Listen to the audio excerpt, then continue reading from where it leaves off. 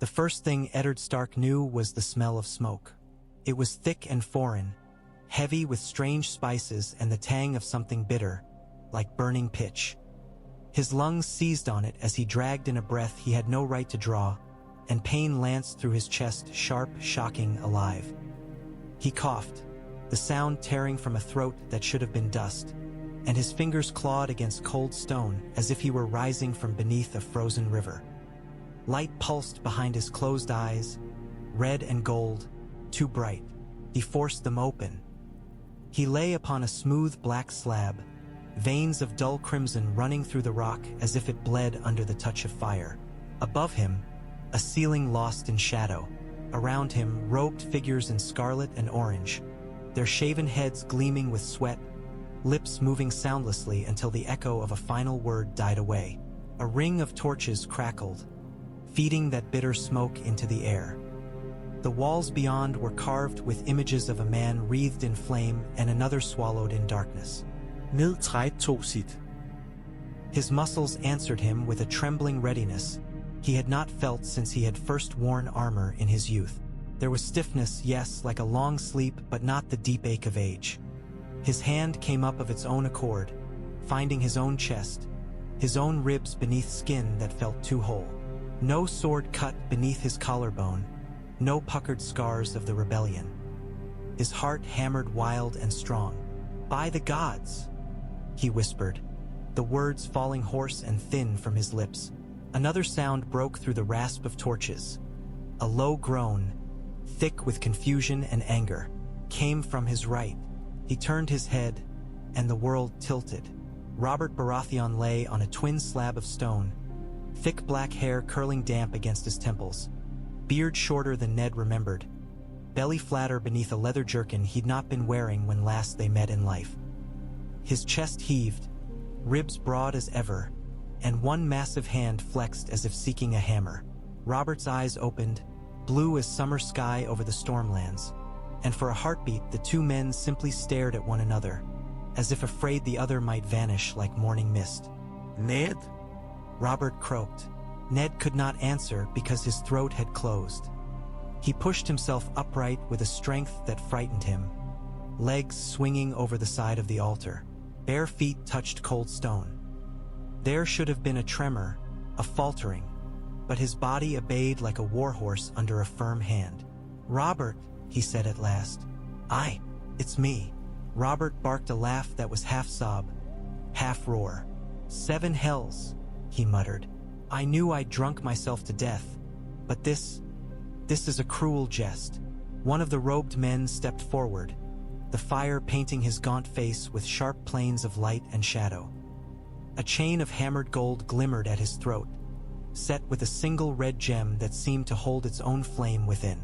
"No jest, your grace," the man said in heavily accented Westerosi. "You have been called from darkness by the Lord of Light, both of you, for the world is breaking, and the true war is yet to come." Ned's hand closed reflexively, reaching for a sword that was not there.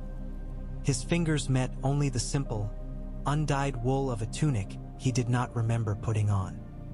"I am no king," he said, "and if this is some trick..." Robert swung his legs over the edge of his own altar, then paused, staring at them as if they belonged to another man. He slapped his own thigh, then his belly, then ran a palm down his side, feeling the contours of a body he had not worn in 20 years. "I was fatter," he muttered. "Older. There was a bore." His gaze snapped to the high priest. "What have you done to me?" The red priest smiled, thin and fervent. "Given you back to the living King Robert Baratheon. You and Eddard Stark, Lord of Winterfell. The flames showed us your faces. They showed us your deaths and your return." Ned slid from the altar, expecting his knees to buckle. They did not. His bare soles gripped the stone, and he drew himself up, eye to eye with the priest. The man was tall, but Ned had stood before kings and killers. He would not bow now simply because someone claimed a god's favor. "You speak our names as if you knew us," he said quietly. "Yet we have never set foot in this place. Where are we?"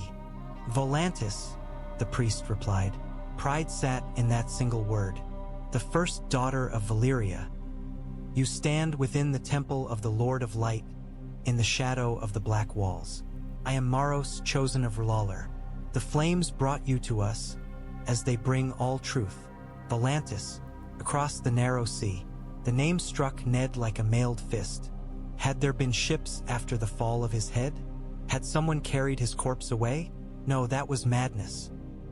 He remembered the feel of the sword upon his neck, remembered the roar of the crowd and the sight of a red-haired girl screaming in chains.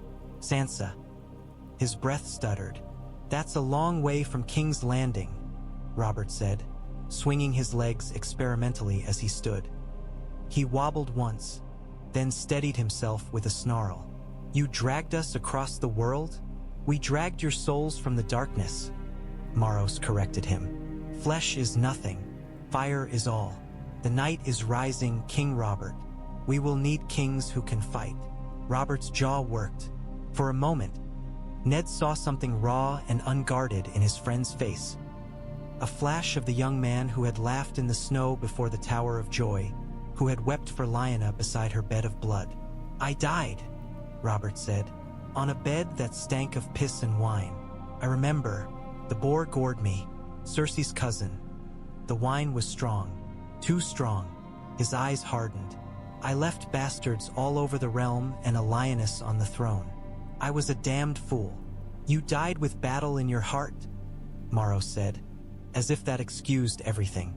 The flames showed us. You were no meek lamb led to slaughter. And you, Lord Stark. His gaze turned to Ned, sharp as a knife. You died with words of mercy on your tongue, yet your blood fed the hunger of a false king. The city cheered for your death. The realm howls still for justice. Ned saw it then in the priest's eyes, the reflection of burning cities, of men marching beneath banners he knew and banners strange to him. Shadows of wolves, lions, stags, krakens, roses. The air thickened, as if he were standing before a hearth too close, and for a heartbeat he saw something else entirely in the gem at Maros's throat. A wall of ice under a starless sky, blue lights moving in its shadow. He stepped back, breath-catching. What war? He asked quietly. The true war, Maros said. Not the squabbling of 5 petty kings over one broken chair. Beyond your wall, Lord Stark, the dead are stirring. The long night reaches for your lands once more. The flames show us a storm of snow and shadows, and a tide of blue eyes that do not blink. The Lord of Light would arm the living. He would send champions back from darkness.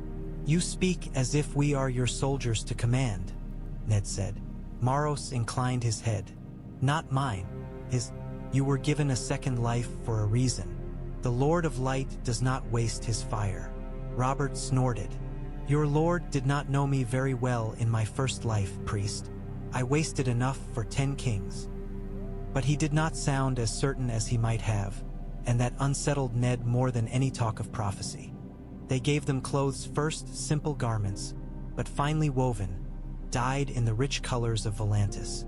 Ned took a dark gray tunic and trousers with muted stitching, refusing the crimson sashes and gold-threaded cloaks the lesser priests tried to drape over his shoulders.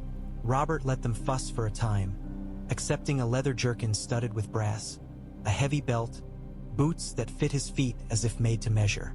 Armor, he demanded at last, rolling his shoulders. Steel, if your fiery lord will permit it. I feel naked without it. The time for armor will come, Maros replied. For now, the city must not see you as conquerors, but as omens. Come. They stepped out from the close, suffocating heat of the temple into a world of color and noise. Volantis spread before them in tiers and alleys, the black walls looming like the spine of some colossal beast, older than memory, older than the faith of the Seven. Streets choked with slaves moved like slow rivers of brown and gray, iron collars glinting at their throats. Free men and merchants strode between them, their own garments bright as banners. Tigers and elephants worked into silks, coins jingling at their waists. Ned's stomach turned. He had seen the misery of small folk in war, had walked among the starving in King's Landing during the long winter of Robert's rebellion. But this was different. Here chains were not the cruel exception, but the rule. Children with shaved heads carried jars twice their size. Old men with hollow eyes shuffled in step, their backs marked by years of the lash. "This is your great city?" he asked, voice low. "One of them," Maros said. "The old powers rot. New fire rises. Volantis will be the first to kneel to the Lord of Light." Robert's gaze had gone cold in a way Ned recognized from battlefields. The king's swagger was gone. In its place was the hard stillness that had preceded his charge at the Trident. "Slaves," he said, "everywhere." Maros glanced back at him. "They are the kindling for a new age. Fire needs wood, your grace." "Men are not wood," Robert said, the word crackling with barely leashed anger. "Nor women, nor children." He looked at Ned, and for a moment there was something almost like apology in his eyes. "We didn't fight Ares to replace one sort of chain with another." Ned felt that look like a hand on his shoulder. In life, Robert had turned away from such things, burying his discomfort in wine and whores.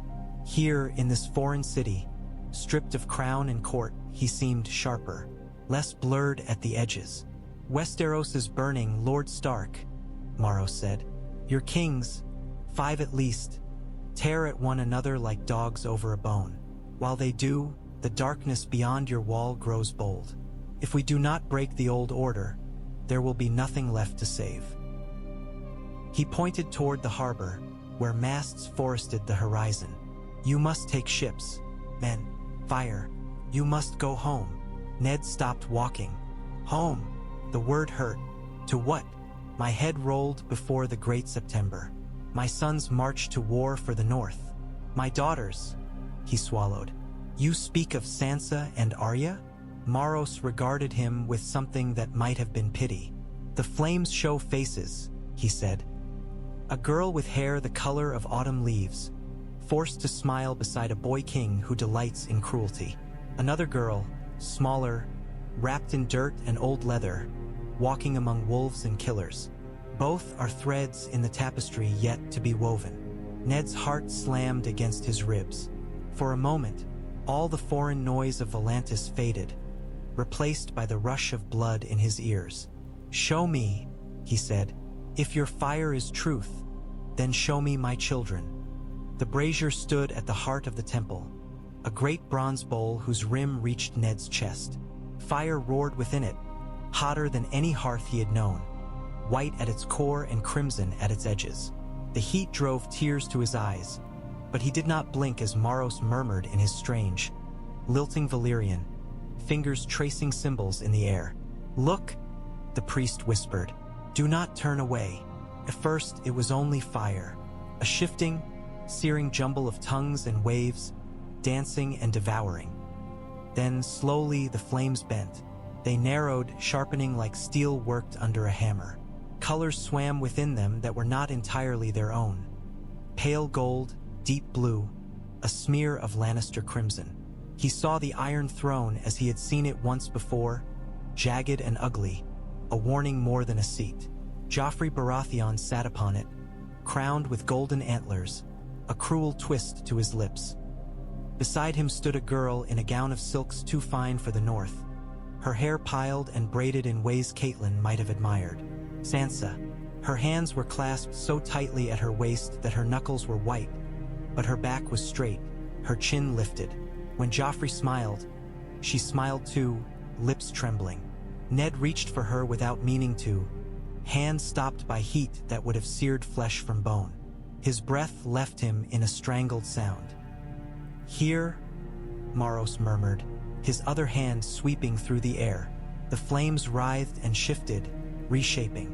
A hall appeared, smoky and dim, shadows thick along its walls. Men with hard eyes and harder mouths sat at rough-hewn tables, swords at their hips.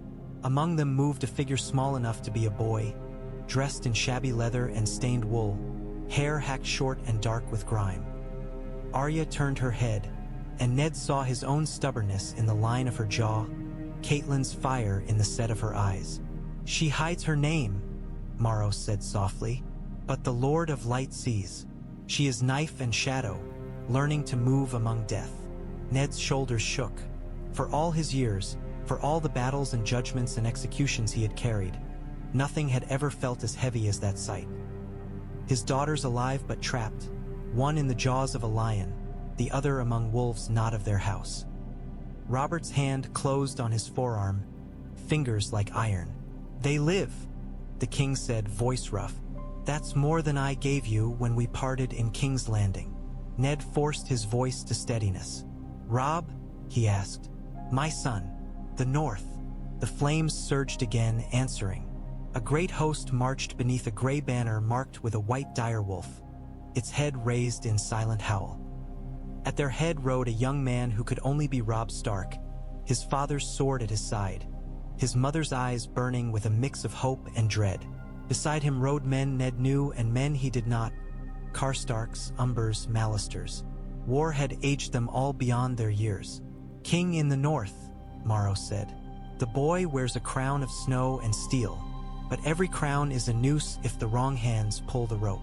Robb's image blurred, replaced by another. Renly Baratheon smiling in green and gold, Stannis grim on his black and red cliff, Balon Greyjoy staring out over storm-tossed seas. The visions came faster now. Battles, banners, dead men strewn across muddy fields. A wolf's head sewn to a man's body. Smoke rising from a city beside a green river. Ned tore his gaze away, horror and fury warring in his chest. "Enough," he said. "I understand. The realm is bleeding.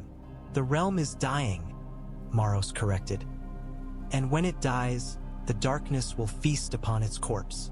This war of your 5 kings is nothing but kindling for a greater fire." Robert's face was set in hard lines. His earlier bitterness burned away, leaving something sharper. "You want us to go back," he said, "to take up crowns, swords, banners, to march in your name." "In his name," Maros said, looking toward the flames. "The Lord of Light gave you back your lives. You owe him yours." Night crept over Volantis in layers, first the deepening of the red sky to purple, then the slow kindling of lanterns along the river, on the bridges, in the stacked houses by the harbor. From the balcony Maros had given them, Ned could see the city as a living thing, its veins lit by firelight, its breath the ceaseless murmur of 10,000 voices. He leaned on the stone rail, fingers digging into its edge. Behind him, Robert paced like a caged bull. 5 kings, Robert muttered. 5. And not a one of them worth the steel in his crown, if your flames are to be believed. Renly playing at nights, Stannis brooding on his rock, that gray fish in the islands thinking himself a kraken, and my Joffrey. He spat the name out like a seed. "How did it come to this, Ned?" "You were dying," Ned said, the memory as sharp as the sword that had ended him. "I tried to hold the realm for you. I failed." Robert stopped, turning. The last light of the sun caught his face, etching the lines of guilt there deep. "I put it on you," he said. "All of it. The debts, the rot, the lions in the court. I went hunting and whoring while you carried the weight. You told me the truth about Cersei's whelps, and I laughed it off until I lay bleeding." His jaw clenched. "You died because you were doing my duty in my stead." Ned shook his head. "I died because I tried to save your children from the noose I meant for their mother. Mercy killed me or pride. It hardly matters now. What matters is what we do with this second life." Robert came to stand beside him, close enough that Ned could feel the heat of his body. There was a steadiness in him that had not been there in King's Landing, a clarity honed by the memory of death. "You believe this priest?" Robert asked. "About the dead beyond your wall?" "I believe my own eyes," Ned said quietly. "I saw something in those flames, Robert. Ice and shadows. I've heard old stories all my life. Tales the South laughs at. Tales old Nan told by the hearth. I always thought them just that. Tales. But the way his fire burns, I don't know. My gods are quiet in this place. If they had a hand in this, they have not shown it." Robert grunted. "The 7 never said much to me either. I only ever heard the sound of my own hammer." He rubbed a hand over his face. "But if this second chance is real, I'll not waste it as I wasted the first." He looked out over the city, his gaze drawn toward the harbor where ship lanterns bobbed like a scatter of stars on black water. "Ships," he said. "Men. If we go home, we cannot go as beggars. 5 kings at war will close their gates or put our heads on spikes for fear of us. We must go as something that can break the board." "An army," Ned said. Robert's lips twisted. "A storm." Ned thought of Robb's host marching through the riverlands, of Stannis's grim galleys, of Renly's bright banners, of Cersei's cold eyes as she watched him die. "Not in this priest's name," he said. "I'll not trade one mad king for another, even if that king sits in the sky." Robert's laugh was low and humorless. "We agree on that much."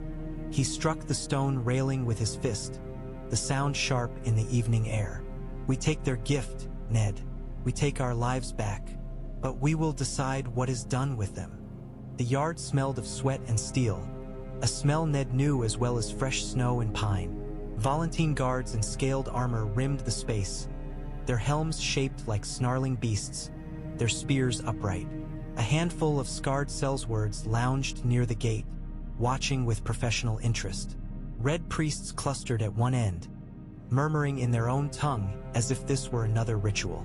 Robert rolled his shoulders, the practice hammer resting easily on his broad palm. It was heavier than most men could lift with 2 hands, its head a dense block of wood banded with iron. The last time Ned had seen him in a yard like this, Robert had been a younger man, all rage and raw strength, hiding his grief behind laughter and ale. Now, as he stepped forward to face the first of the volunteers, a broad-shouldered mercenary with a dented breastplate and the wary eyes of one who has been paid to be beaten, there was something almost quiet in him. "Come on, then," Robert said. "Let's see what your foreign steel can do." The mercenary attacked with a flurry of quick blows, sword ringing as it struck at Robert's unshielded side. Robert moved to meet him, not with drunken bellowing ferocity, but with a brutal efficiency that made Ned's throat tighten.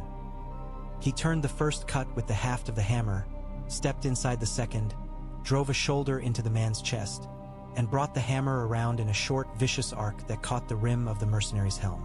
The man went down as if the earth itself had yanked at his ankles. The crowd hissed and muttered.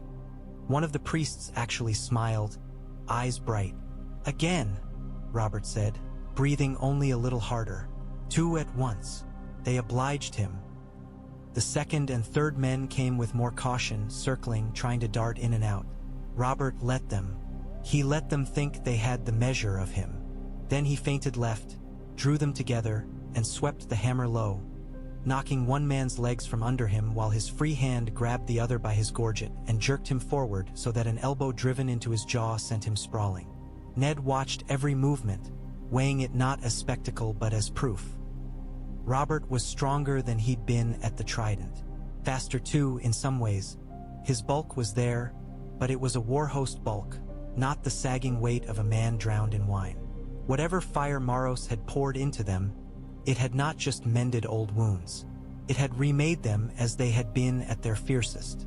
When at last Robert lowered the hammer, the yard rang with scattered applause, some grudging, some genuine.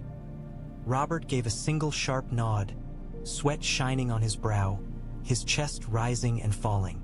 "How does it feel?" Ned asked as he crossed the yard to meet him.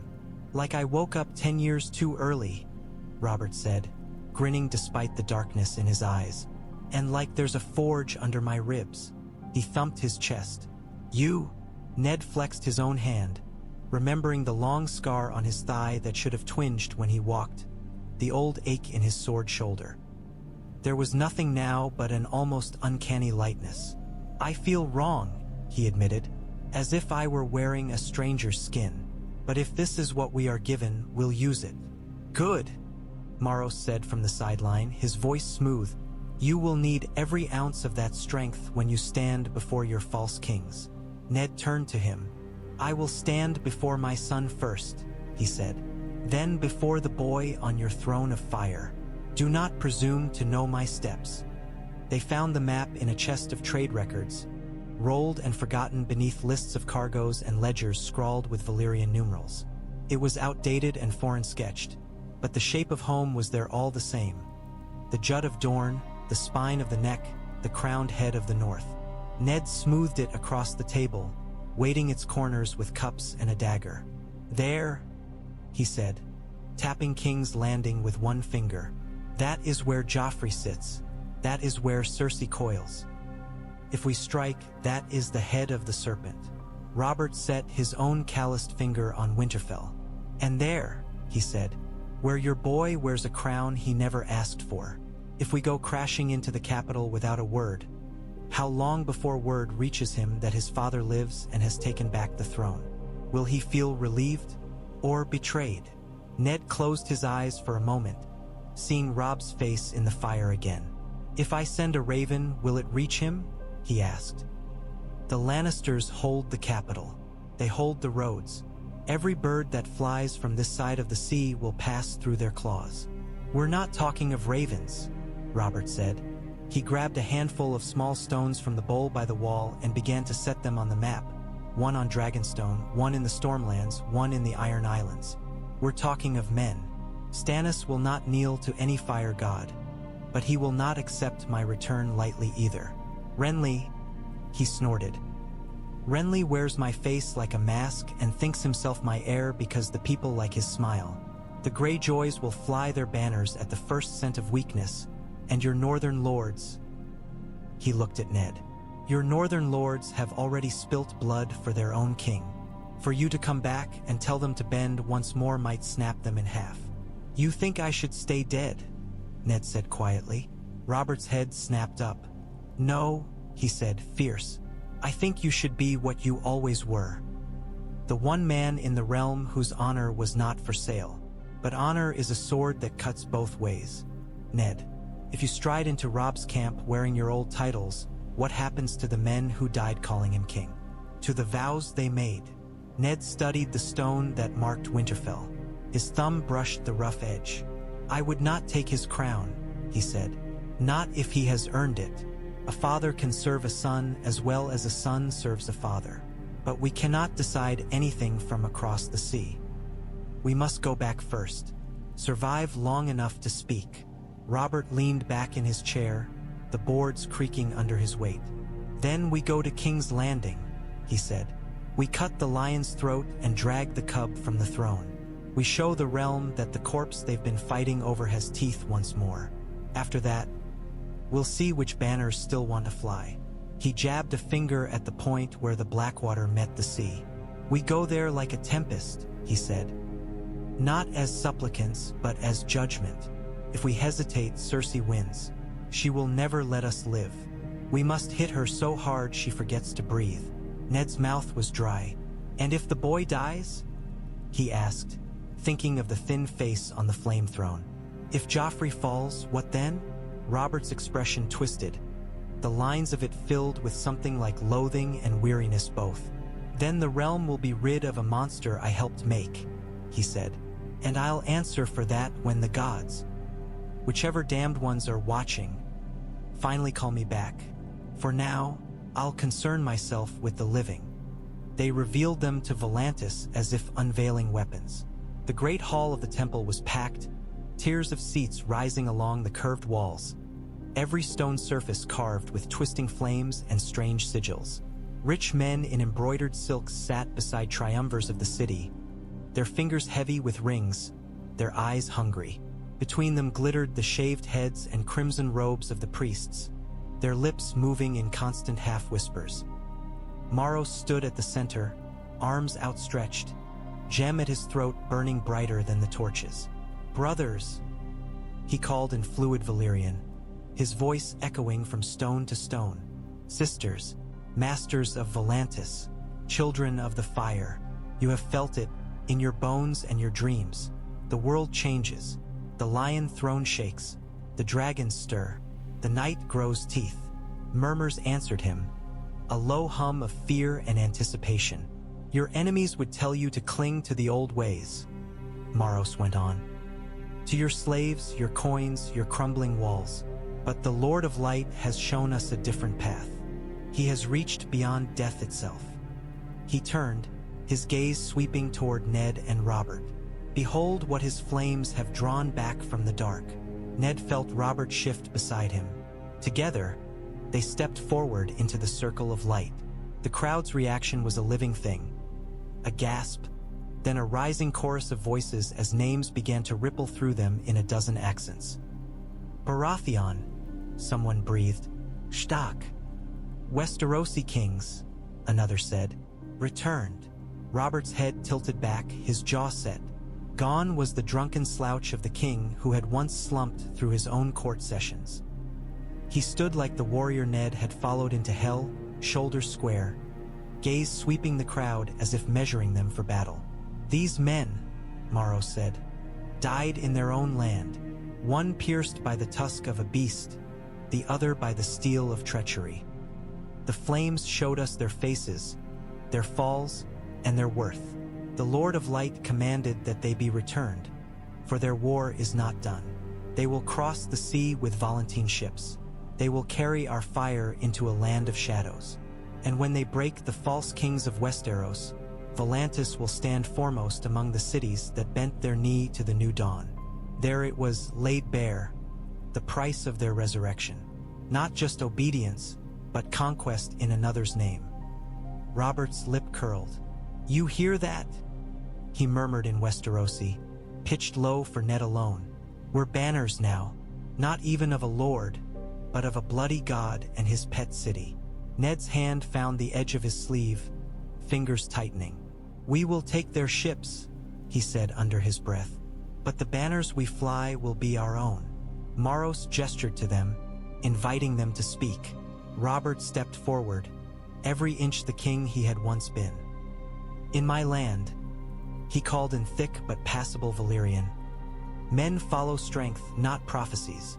His voice carried, buoyed by the hall's acoustics. You say your god brought me back. Perhaps he did.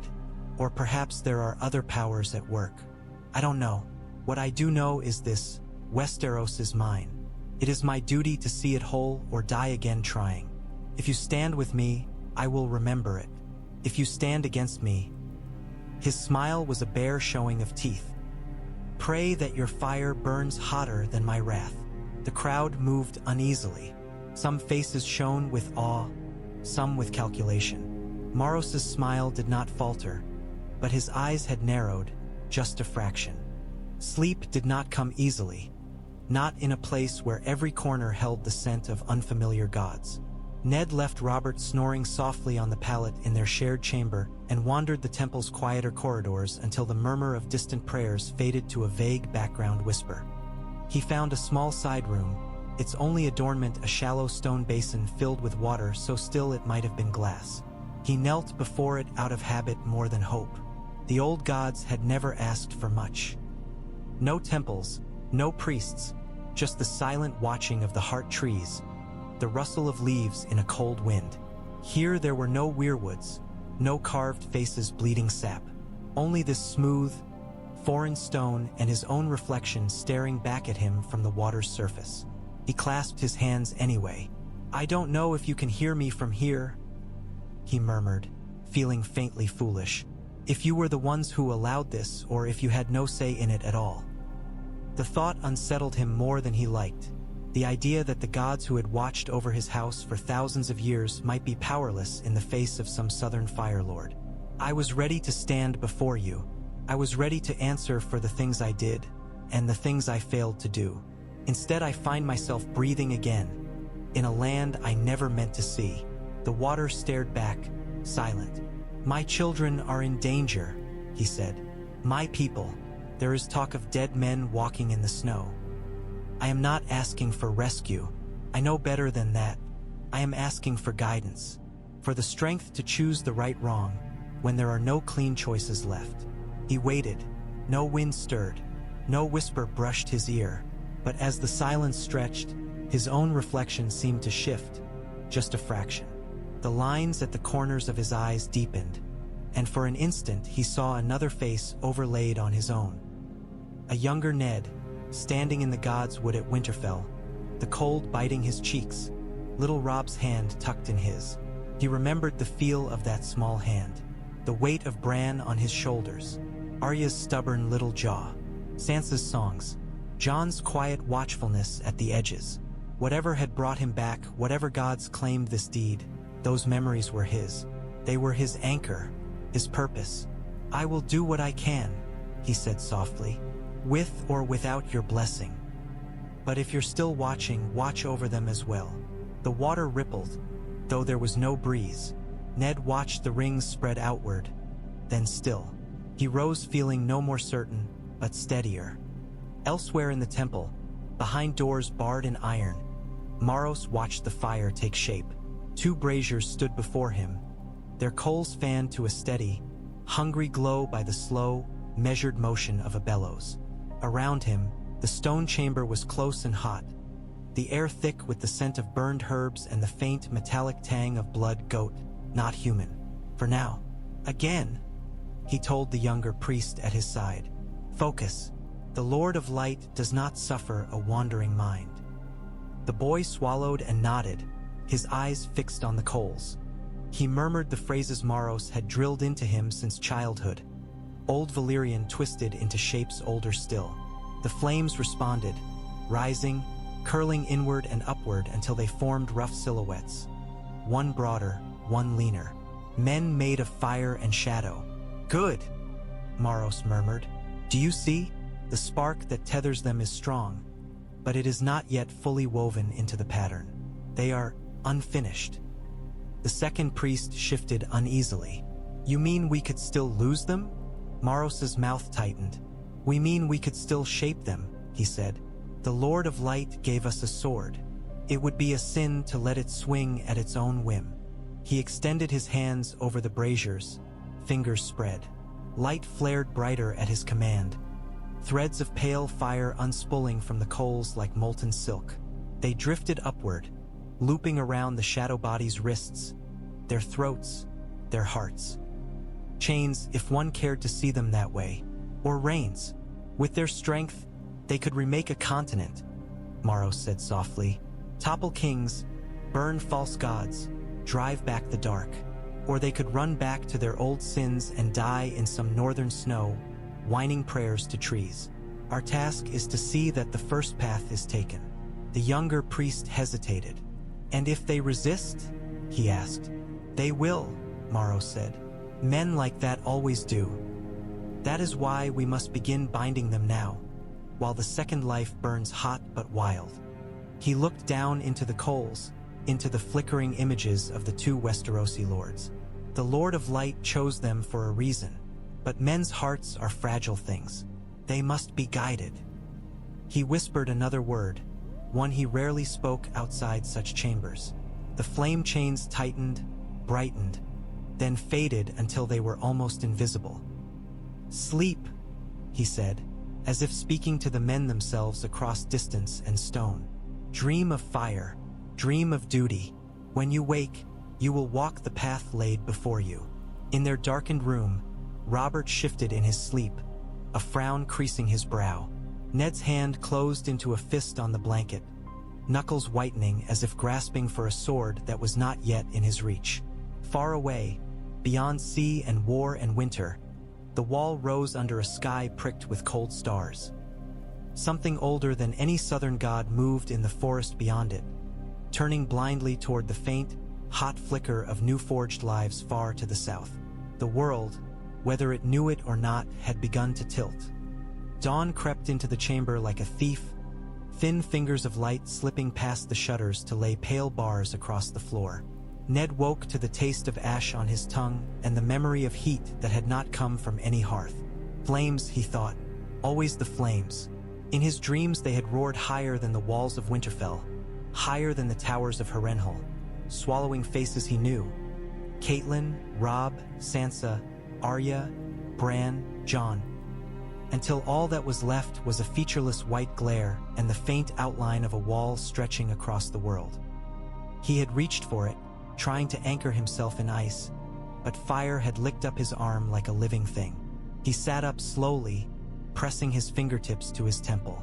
His skin was cool, The only heat in the room came from the brazier in the corner, its coals banked low. Across from him, Robert stood in the center of the floor, as if he had been awake for some time. His bare feet were apart, his arms crossed over his chest, his gaze fixed on nothing. "You were talking in your sleep," Ned said quietly. His voice sounded rough even to his own ears. Shouting once. Robert blinked, dragged his attention back to the room. The light caught a sheen of sweat on his brow that the cool morning did not explain. "Dreamt of fire," he said. Again, his mouth twisted. "For a man who's supposed to be the Lord of Light's favorite toy, I'd prefer a softer bed without all the burning." He shook his head, as if to clear it. "You?" Ned hesitated. "I saw the wall," he said, "and the snow, and shapes moving in it, but the fire was there too under everything, as if it were watching." Robert snorted. "Watching and tugging," he said, "like a drunk host who insists you stay for just one more, and never lets you leave." He uncrossed his arms and flexed his fingers, as if testing invisible shackles. "There's something in it, Ned. A pull. When I think of going anywhere but where that priest wants us, it feels wrong, like trying to swing a hammer underwater." Ned's spine chilled in a way that had nothing to do with the morning air. "You feel bound," he said. Robert shrugged. "Uneasy." "You don't." Ned searched himself. There was a line inside him he could not define, a faint sense of direction that tugged toward the west, across the sea, toward home. It did not feel like Maros. It felt like all the things he had left undone, all the oaths unfulfilled, his children, his people, the wall. "I feel compelled," he admitted, "but not by him. I think the priest only believes he holds the reins. Whatever power dragged us back, it has its own will." Robert grunted. "Good. I'd hate to think my strings were held by a bald fanatic who talks to a bowl of fire." His jaw set. "He wants us on his ships. That much is clear. Best we get to them before he decides he wants more than gratitude." A knock sounded at the door, 2 sharp raps, then one softer. The pattern Maros had said would herald honored guests rather than acolytes. "Enter," Ned called. The door swung inward to reveal not the high priest, but a younger red priest with a face too smooth to match the severity of his robes. He bowed shallowly. "Honored ones," he said in decent Westerosi, "the High Flame bids you break your fast with him. Plans must be made for your return." Robert rolled his eyes as he bent to pull on his boots. "Plans," he muttered. "That's one thing priests and lords always have in common. They never lack for plans." The chamber Maros favored for councils overlooked the river, its wide archway open to the morning. From there, Ned could see the great bridge that split Volantis in two, its arches thick with shops and shacks, its pillars crusted with the refuse of centuries.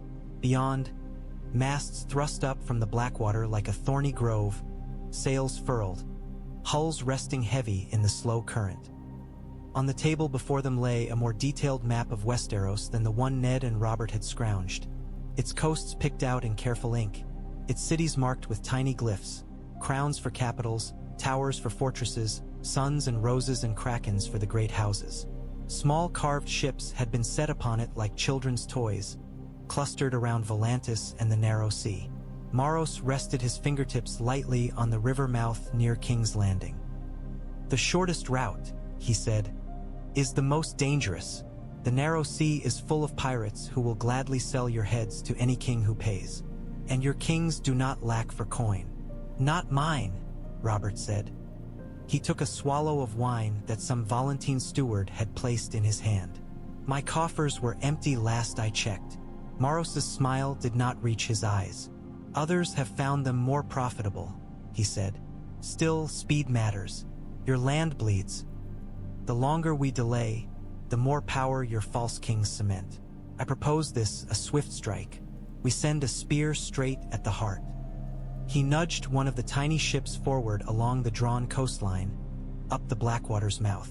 "A fleet laden with fire magic and chosen warriors can break the city before its lords know you live," he said. The Lord of Light will blaze from your sails. Volantis will stand behind you, the first and greatest city to recognize the new dawn. Once King's Landing falls, the rest will follow. And the price? Ned asked. Maros looked at him as if genuinely puzzled. Price? Volantis does not give away fleets out of love for distant kings, Ned said evenly. What do you want? Maros drew himself up slightly. We want what the Lord of Light wants, he said. A world purged of darkness. A world where fire reigns and shadow flees. We would see your 7 set aside for the true God. Your temples remade.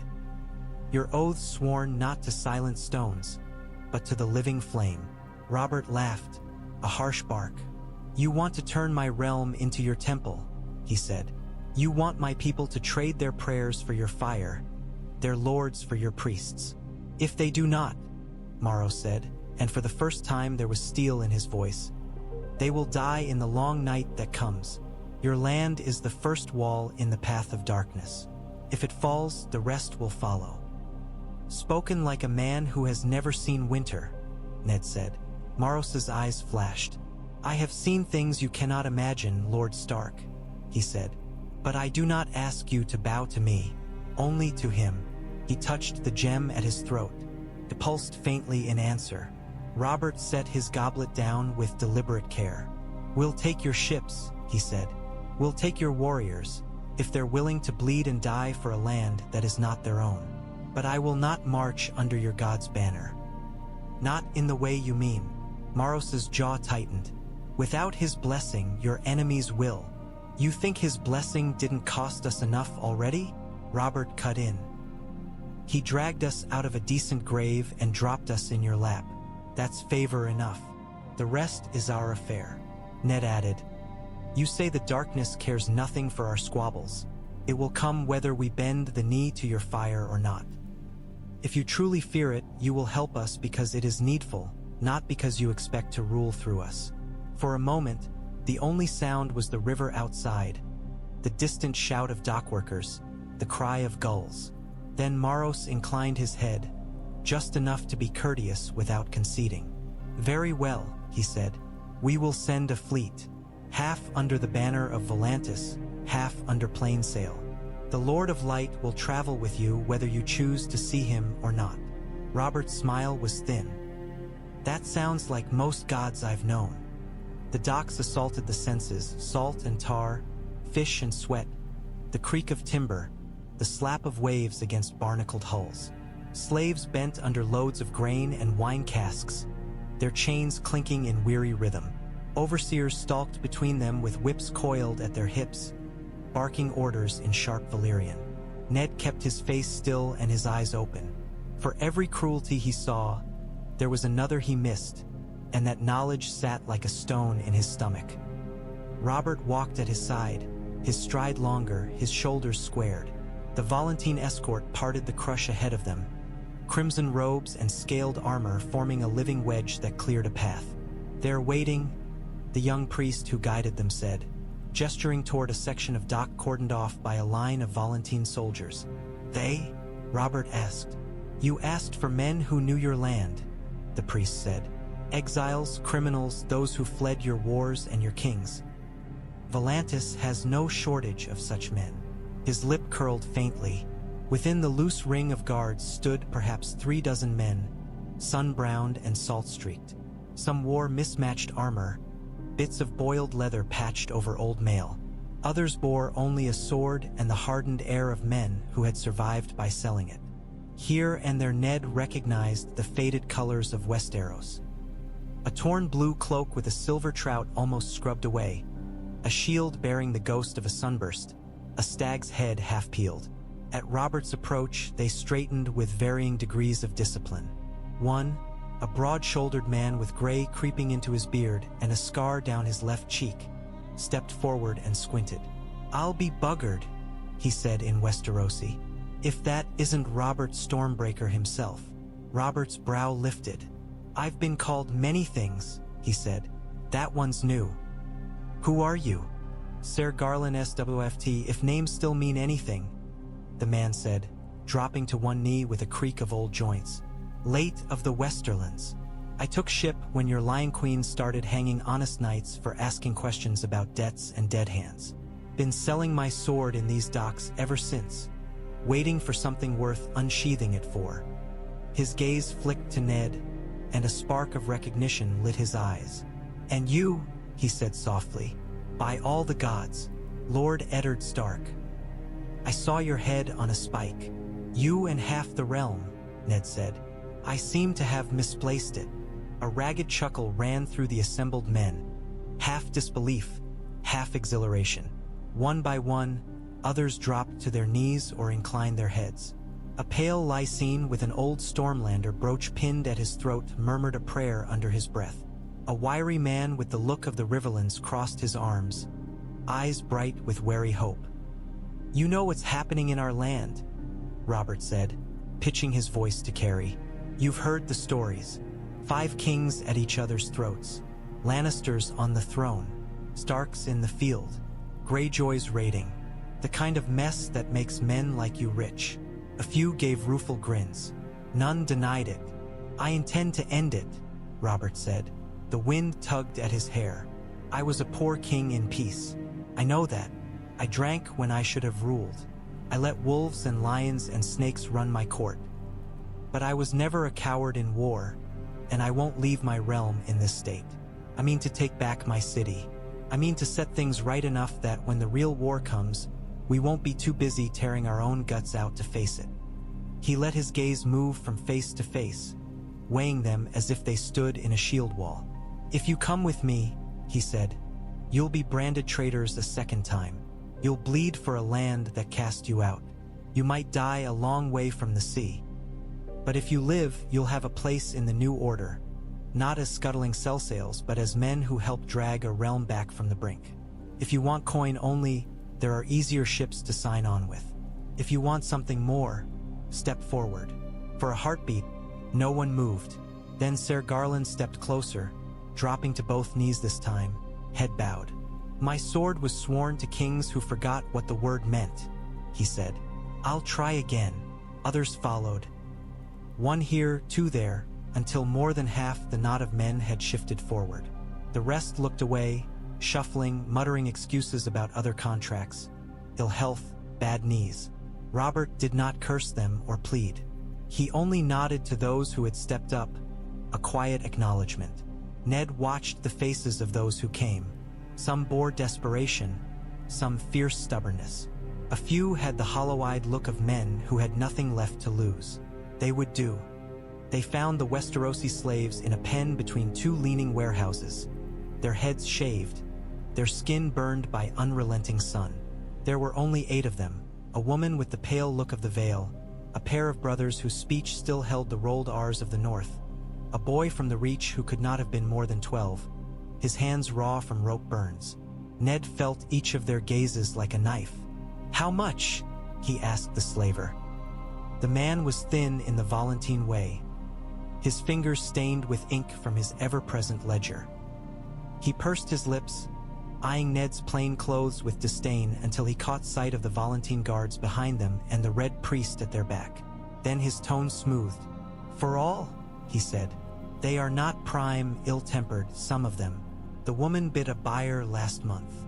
He clicked his tongue as if this were a moral failing. Still, foreign stock has its value. Shall we say? Robert cut him off by dropping a heavy purse into his hand. The chink of coin was unmistakable. Take what they'd fetch at their best, Robert said. And count yourself lucky I don't pay you in teeth. The slaver blinked, then opened the purse and peered inside. His eyes went wide. More than fair, my lord, he said quickly. Far, far more. I could.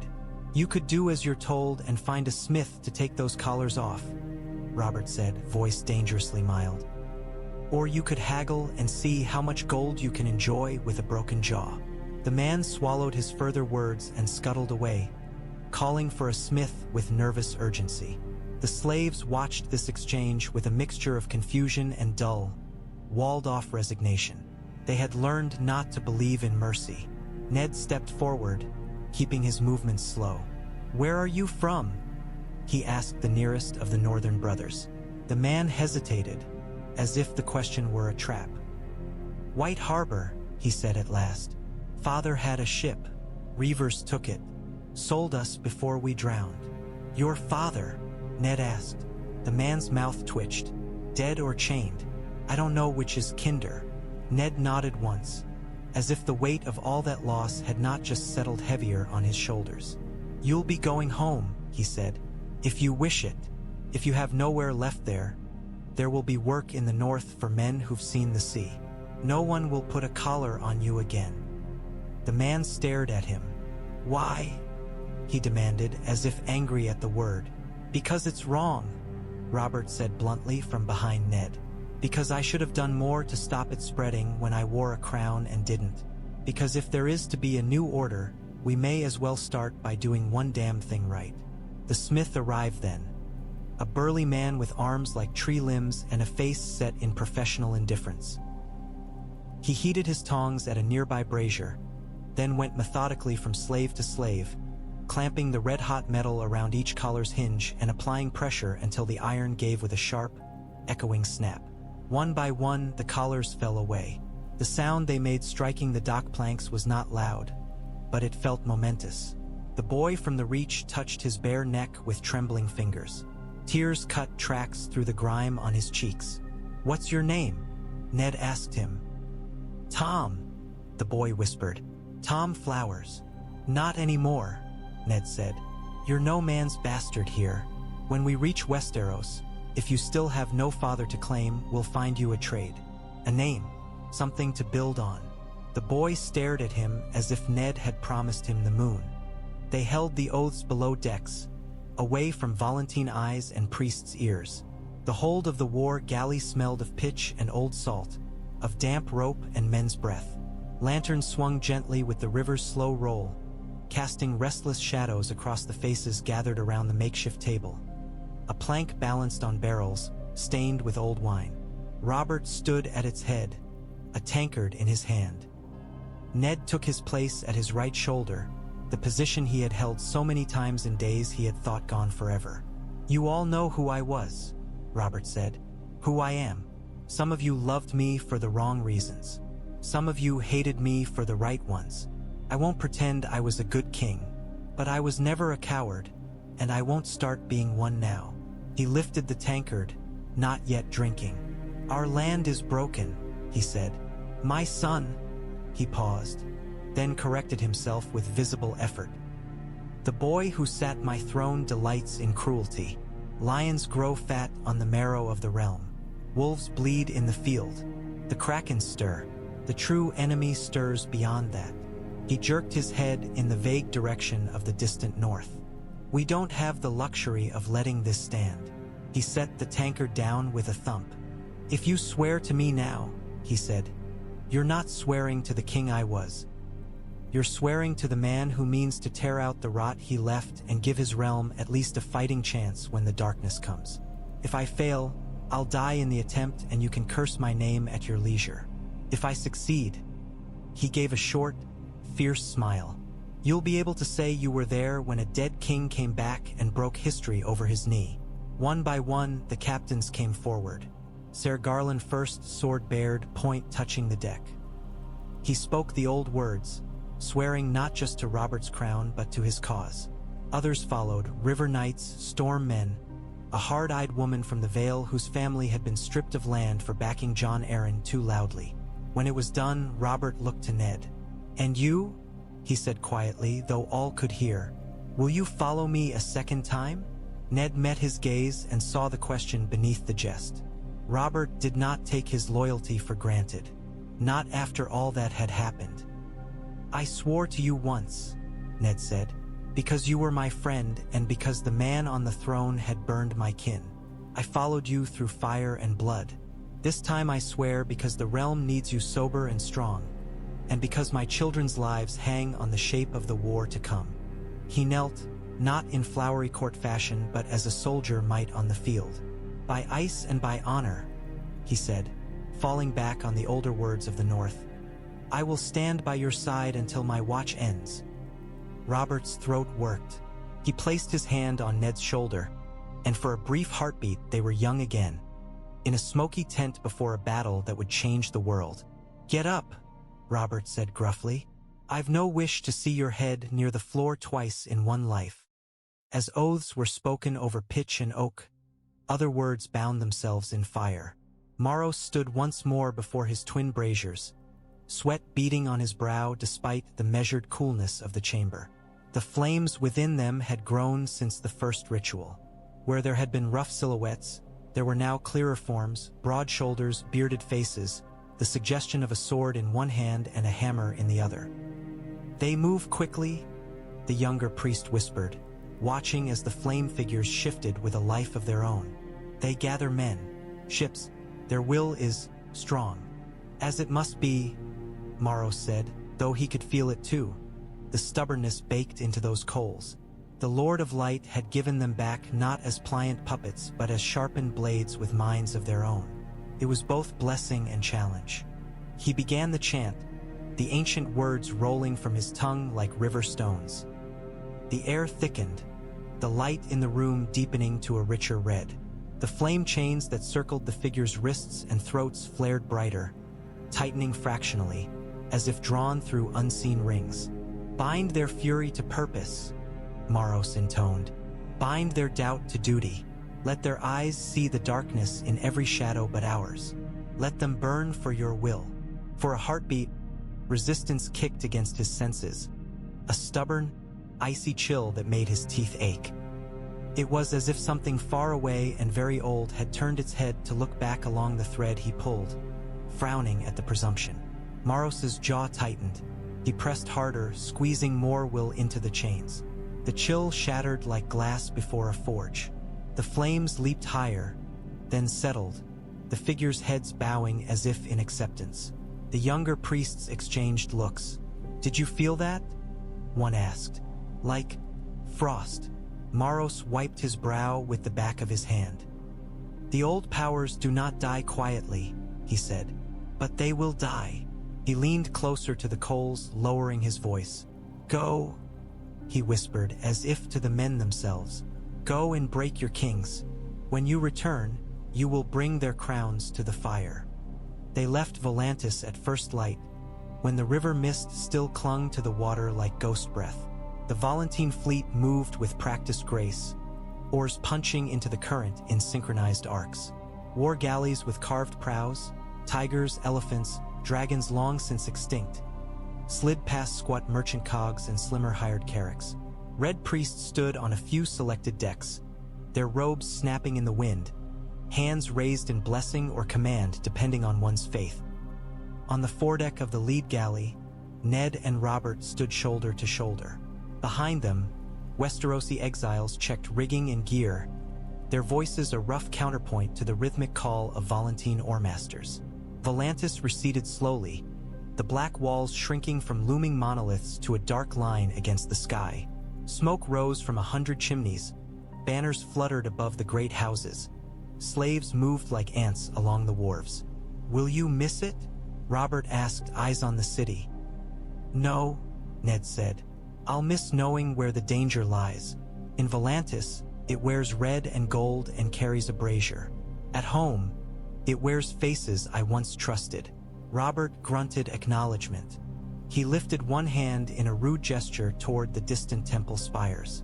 "Farewell, you pack of smug fire worshippers," he muttered. "Pray for us if you like. We'll probably need it. But don't get too used to the idea that your god owns us." Ned watched the city fade until only the black walls remained, stark against the pale sun. Something about them made his skin crawl, as if they remembered fires older than the one Maros served. "Once we clear the river," Robert said, "we'll have choices to make. Stormlands, directly at King's Landing, or north to friendlier ports." "Are there any friendly ports left?" Ned asked. Robert's mouth twisted. "Friendly enough if they smell a change in the wind," he said. "Lords in the Stormlands hated seeing a Lannister regent and a boy with golden hair sitting the throne that should have been mine. If we catch them before they've bent too far, they may be willing to bend back." Ned thought of Stannis on his Blackrock Isle, of Renly in his Green Camp, of the way Robert had spoken of them, half angry, half fond. "Your brothers will not take your return quietly," he said. "They don't do anything quietly," Robert said. "Stannis will demand a dozen proofs and sulk when he gets them. Renly will make a speech about the will of the people." His eyes hardened. "But whatever their claims, I know this much. Cersei and Joffrey must be dealt with first. The longer they sit that throne, the more the realm rots." Ned inclined his head. The wind caught at his hair, tugging it back from his face. "Then we go for the heart," he said. The river gave way to open sea with deceptive gentleness. The current slowed, the water deepened, the horizon broadened into a flat, endless line. For a few days the voyage was almost pleasant. Steady wind, cooperative currents, dolphins pacing the bow like playful outriders. Then the clouds began to gather. Ned watched them come, a bruise spreading across the sky from the west. The air thickened, grew heavy, the waves taking on a restless chop. The Volantene captain, a leathery man with gold rings through his ears, spat over the side and muttered something in his own tongue that sounded like an apology to a god. "Storm," Robert said unnecessarily, squinting up at the sky. His hair whipped around his face, the wind tugging at his cloak. "A bad one if I know the feel." "You always did," Ned said. On land or sea, Robert had possessed an unerring sense for the moods of weather, battle, and men. "Reef the topmost sails," Robert shouted before the captain could. "Secure every loose line. You, tie that barrel down, unless you fancy it breaking your legs." The crew moved, some with affront at being ordered about on their own deck, others with relief at the certainty in his voice. A ship in a storm was no place for pride. The first fat drops of rain hit the deck like thrown stones. The wind shifted, coming hard out of the north now, carrying a chill that clawed beneath cloaks and skin. The sea swelled, then heaved, waves rearing higher with each passing minute. Ned braced himself, one hand on the rail, the other reaching out to grab a young sailor who had slipped on the suddenly slick planks. The boy's eyes were wide with panic, white stark against sun-browned skin. "On your feet," Ned said, hauling him up. "Grip with your knees, not just your hands. The deck's trying to throw you. Don't let it." Lightning forked in the distance, jagged lines splitting the sky. Thunder boomed a moment later, rolling across the water like the rumble of a distant army. The ship climbed a wall of water, then plunged down its far side, sending spray lashing over the bow. Ned's stomach lurched, but he had ridden worse, on horseback and in war. "Seen worse than this?" Robert yelled over the wind. "Remember the crossing to Dragonstone, when Stannis was sure we'd all drown and I promised to haunt him if we did? I recall you promising to haunt his bedchamber specifically," Ned called back, teeth flashing in a brief, fierce grin. The memory warmed him despite the cold. "He said he'd throw himself into the sea to escape you." "Ungrateful bastard," Robert said, grinning too for a heartbeat before a particularly vicious gust tore at the sails. "Hold fast." The storm fell on them in earnest then, rain coming sideways, waves hammering the hull. Ships rose and vanished in curtains of spray, here one moment, gone the next, their lanterns momentary stars. Men cursed and prayed in a dozen tongues. Somewhere behind them a mast creaked in a worrying way. Through it all, Ned felt something at the edges of his mind. A pressure, not unlike Maros's flame but colder, older. As if the storm were a hand reaching out to test the strength of this little cluster of men daring the sea. He gritted his teeth, set his shoulder against the wind, and silently dared it back. By the time the storm blew itself out, the sails were in tatters and 3 men were dead. They committed the bodies to the sea with what ceremony they could manage. A simple prayer whispered by a Volantene sailor, a few words in Westerosi from Ned. The dead slid into the water, swallowed without a ripple. Exhaustion settled over the ship like another, softer wave. Men dropped where they stood, too tired to grumble about damp planks or salt-stiff clothes. The Volantene captain made a rough count of ships in sight and looked only mildly relieved to see most of them still there. Night came clear and cold, the sky scrubbed clean by the storm. Stars burned brighter than any hearthfire, sharp and countless. Ned sat with his back against the mainmast, legs stretched out, cloak drawn close. His muscles ached from the strain of holding himself upright against a rampaging sea, but it was a good ache, the kind that said he was still solid, still here. Robert lowered himself beside him with a grunt, the skin of wine passing from his hand to Ned's. Ned took a small mouthful, letting the familiar burn sit on his tongue for a moment before swallowing. "Not bad," he said. "For Volantene.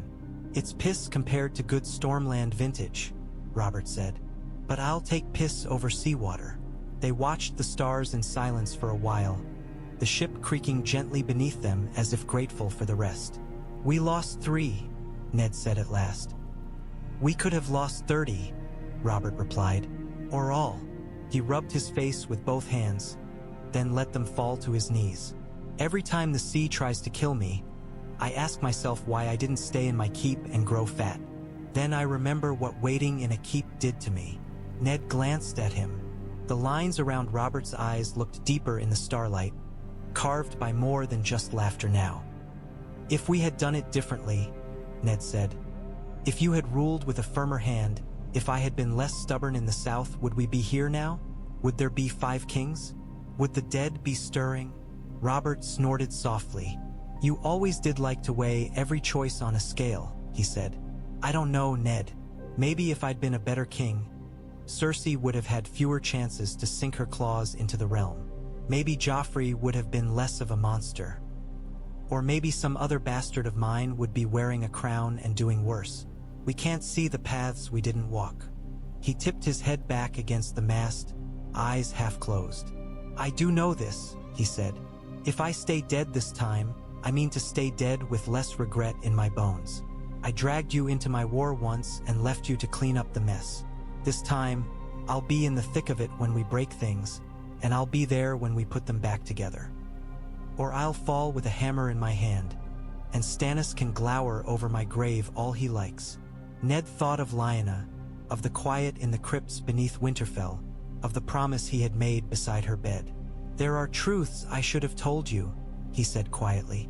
"Things I kept back in the name of peace that only made the breaking worse." Robert opened one eye, looked at him.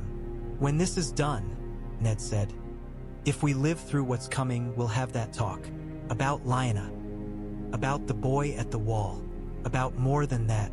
But not yet. The realm has enough to stagger under without adding ghosts to its burdens tonight." Robert studied him for a long moment, then nodded. "All right," he said. "I'll hold you to that, Stark. Don't think dying again gets you out of it." They passed the skin back and forth until it was empty, then sat in companionable silence. 2 men beneath a sky that had watched them be young and foolish, old and weary, dead and reborn. The first gulls came with the dawn. Their cries cut through the soft slap of water and the muted murmur of waking crew, harsh and familiar. Ned lifted his head from the brief, shallow sleep he had snatched and went to the bow, drawn as surely as if a rope had been tied to his chest. There, on the horizon, lay a darker line against the paleening sky. Not clouds, too solid for that. Land. The shape of it was still indistinct, a suggestion more than a drawing, but something in his bones recognized it. Home. Robert joined him a moment later, his steps heavier but no less sure. "There she is," he said. His voice was softer than Ned expected. "The old, ungrateful bitch. Westeros has never been ungrateful," Ned said. "Its rulers, perhaps. Its people only ever wanted bread, safety, and someone who would not burn them for sport." Robert huffed a breath that might have almost been a laugh. "Remind me of that when we're dragging lions from their dens," he said. Behind them, the fleet stretched in a ragged crescent. Volantene war galleys with bright painted prows, plainer Westerosi cogs and nars bobbing among them, smaller ships darting like minnows in their wake. Sails snapped as the wind shifted, catching more fully now that shore breezes joined the open sea gusts. Ned narrowed his eyes, gauging distance, coastline. If he was not mistaken, they were south of the Blackwater's mouth, closer to the Stormlands than the capital. "Where do we land?" he asked. "Not in sight of the Red Keep," Robert said. "I've no wish to announce myself with trumpets and banners before we're ready." He pointed along the coast.